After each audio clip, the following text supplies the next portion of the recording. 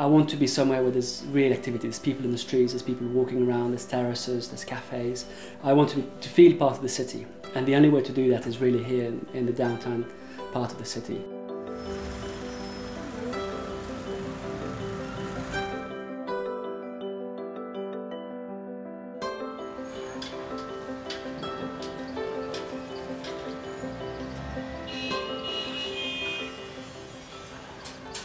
My parents were diplomats, and I've always grown up in the Soviet Union. And I've travelled extensively with my father in all of the ex-Soviet satellite countries. And I used to come to Mongolia as a very young kid. And then about 3 years ago I set up my own shop. I currently manage a small boutique real estate firm called MAD Investment Solutions. This apartment actually, it's one of my apartments. Then my company has renovated it. And here we're just in the centre of UB, between the department store and the circus. The National Archives has a massive archive of all pictures of UB. So I've chosen a few of them to display in the apartment, and particularly they show this area around here. So you have, this is the street where we are now, the apartment is here. UB was really built by the Soviets. It was Soviet engineers, architects, Japanese prisoners of war and Chinese labour that built the city of Ulaanbaatar. It started in about 1930s, 1940s, and the 40K were the first major project that was built from the Soviets. And it was called the 40,000 because there was 40,000 square meters that were built. It was the first 40,000.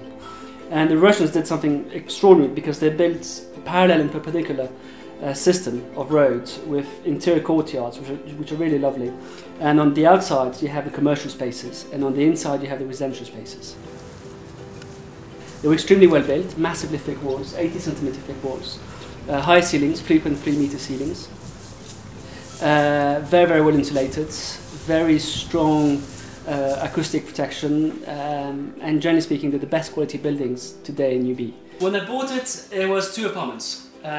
So over here there was the entrance to one apartment there, there was a wall here, and there was an apartment over there. So this was 2 separate apartments. So I brought down the wall here, I brought down the wall that's behind you there, and this used to be a living room.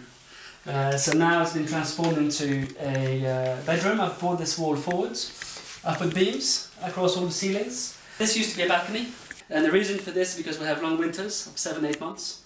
So this brings in a lot more light, and at least the balcony is usable year round. It's a lovely space to go and read a book and so forth. It overlooks the courtyard in the back, and it makes a much better use of the balcony itself. So this is one of the major structural improvements that we've done. Living in the downtown areas has a number of advantages over any other area. One is convenience. Everything is around here. Ulaanbaatar is a city that's growing vertically as opposed to horizontally. So we're very concentrated, we're very close to the CBD, 5-minute walk distance. We have all the shops, we have all the bars, all the restaurants. So there's really a matter of convenience here.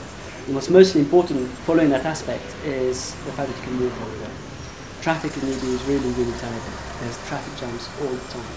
So not having a car in UB is a massive luxury. Being able to walk everywhere is huge. Yeah, of course, there are inconveniences to living here, as with every city. Living in the city also means you live amongst the hustle and the hustle of the city. So this is the balcony. Over here is Terendor Street. Terendor Street is, if you squint a bit and you're a little bit drunk, it's probably the choices of UB. So it's really a honeypot for the youth of UB, and it's always busy, it's always happening, it's always quite fun. I often benefit from concerts, political speeches, commercial promotions and so forth going on in the streets. So it's always fun to be overlooking it all. The city centre is really much more suited to the young expats, to the young families who don't necessarily have kids yet, to the young couples and so forth. You can really make a difference here, for yourself personally, but also for the country. And it's a small community, so you quickly get to know everyone. It's a fairly tight-knit community, particularly in winter when it's cold. And you learn a lot about yourself living here. It's not for everyone, but for the young guys and girls who want to have a very challenging yet rewarding environment, Mongolia is really good.